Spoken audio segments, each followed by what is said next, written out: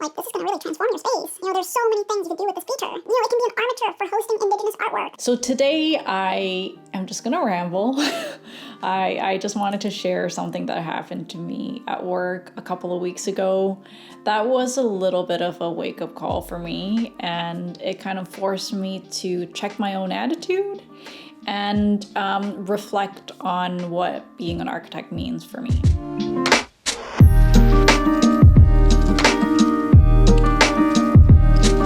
Hey guys, welcome back to the channel. If you're new here, my name's Dami and I'm a licensed architect in beautiful Vancouver, BC. On this channel, we talk about architecture and design and also some tools and strategies that can help us have more meaningful and fulfilling careers in architecture. By the way, I shared this story a couple weeks ago in my bi-weekly newsletter when it was all just raw and fresh.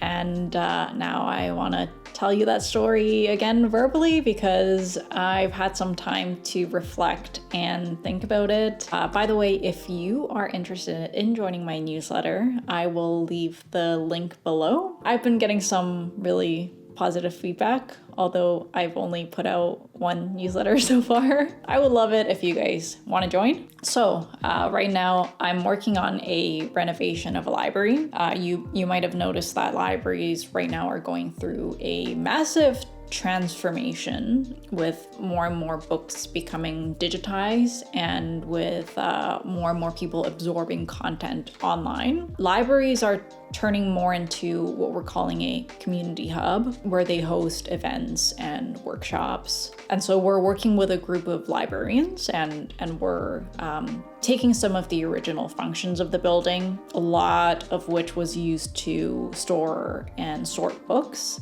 and we're turning them into public spaces like a digital media space and a lounge, and we're also fixing some of the functional problems of the building. Unfortunately, the project is confidential at the moment, so I can't share any images of the project, but soon. So the existing building, it's a 3-story building with a massive 3-story atrium at the entrance, which is it's problematic in a lot of ways. One of the problems is that there's very little visual coherence. There's like little bits of windows and there's like the existing travertine tile that like runs in different angles. And it's just like a bit of a mess. And it's a real missed opportunity because it could really be a special place, like this grand entrance. And secondly, there's also huge problems with acoustics. There's like sound transfer and reverberation. So when you're sitting on the second floor, you can kind of hear everything that's happening on the first floor.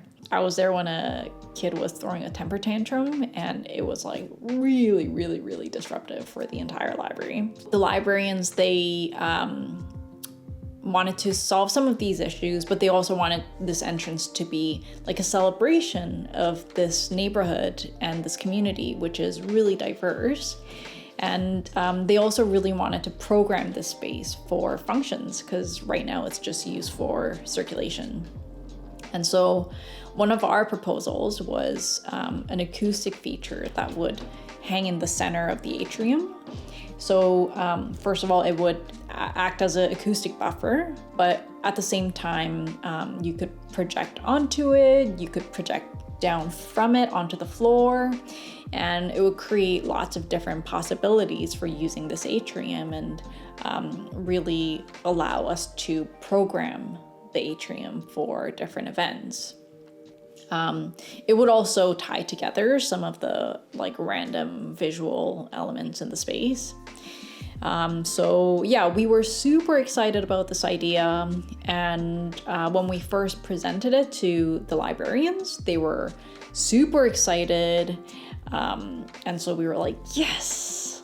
And so we started designing this feature. But in our next subsequent feedback session, they were like, yeah, so we thought about it, we consulted the rest of our staff, and we decided we don't want the atrium feature. we have come to the conclusion that we want to leave the atrium completely empty for future artwork by Indigenous artists. So I was pretty bummed out. I was like, for real? You do realize that this thing's gonna be really cool, right? Like, this is gonna really transform your space. There's so many things you can do with this feature. It can be an armature for hosting Indigenous artwork. This is gonna solve all these functional problems that you have. I didn't say any of that. Yeah, in the end, it was a no. It was a no. So I was pretty bummed out. And just that week, we heard the news that they found the remains of 215 Indigenous children buried under unmarked graves in a residential school in Kamloops. And actually just this week, they found more bodies. They found something like 700 bodies in a residential school in Saskatchewan. For those of you who are not familiar with the history of Canada, basically Western settlers moved here, they stole land, and they committed horrific humanitarian crimes against Indigenous people. And like residential schools were a really big part of that cultural cleansing. They were like these mandatory boarding schools funded by the Canadian government and operated by the Christian church. And they were designed to assimilate Indigenous children into the Canadian culture. And these were really horrible places. These kids were physically and sexually abused. They were ripped apart from their families and their culture and their language, and they were forced to speak English and French. The worst part is that they ran for more than 100 years. There's still a lot of people saying, that's in the past. It was 100 distant years ago. This Canada, the Canada that we live in now, it means so much more. But actually, it's not so much in the past. The last residential school closed not more than 30 years ago. If you listen to my interview with Scott Kemp, I'll leave the link here. He's an architect who works mostly with Indigenous communities.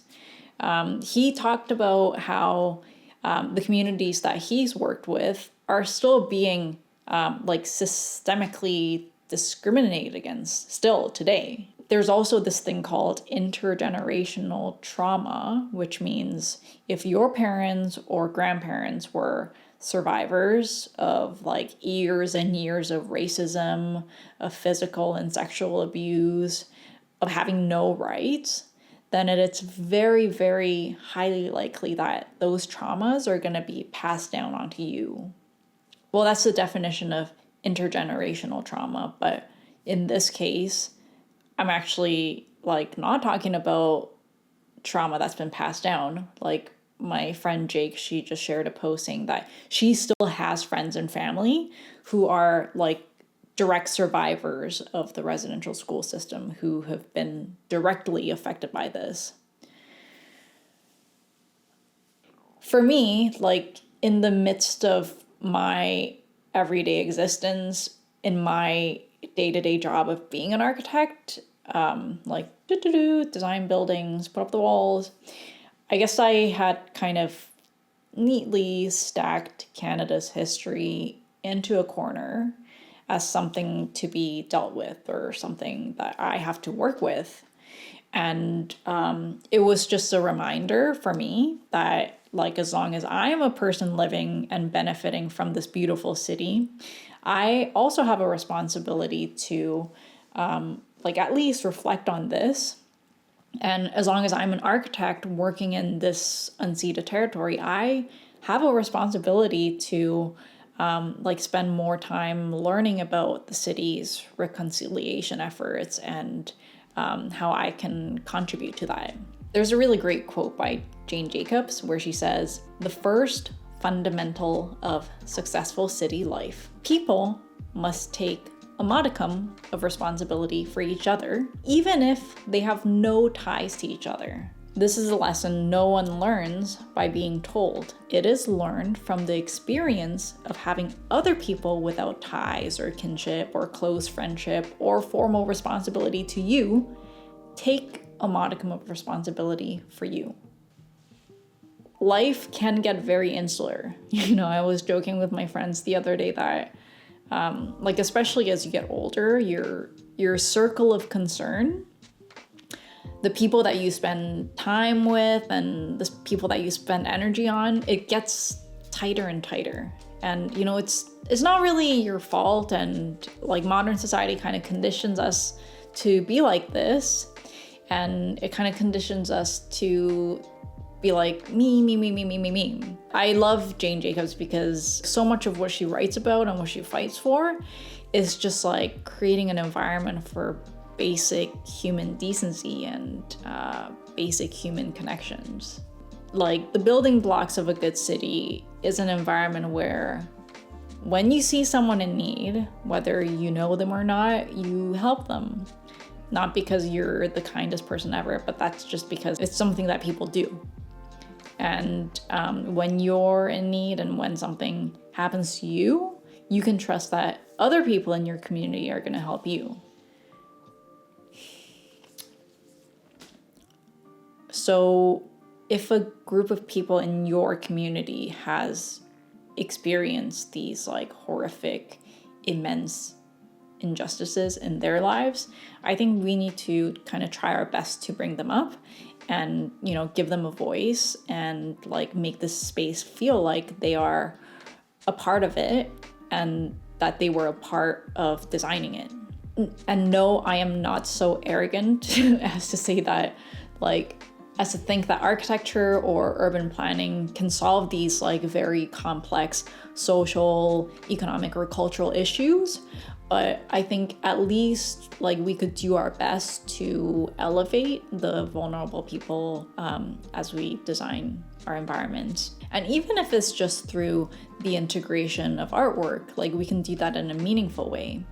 I think artwork can play a role because we're putting it in front of the public's eyes, big and proud, as a constant reminder of in this case, whose land we're on.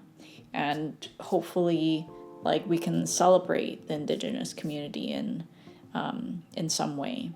For me, moving forward, I'm gonna try to learn more about local Indigenous artists, talk to them, learn about their work, learn what it means, and think about how I can integrate their work into the designs. I feel like a lot of times architects say, oh, maybe we can integrate public art here, but we never really do that with any specificity. And I'm totally guilty of this.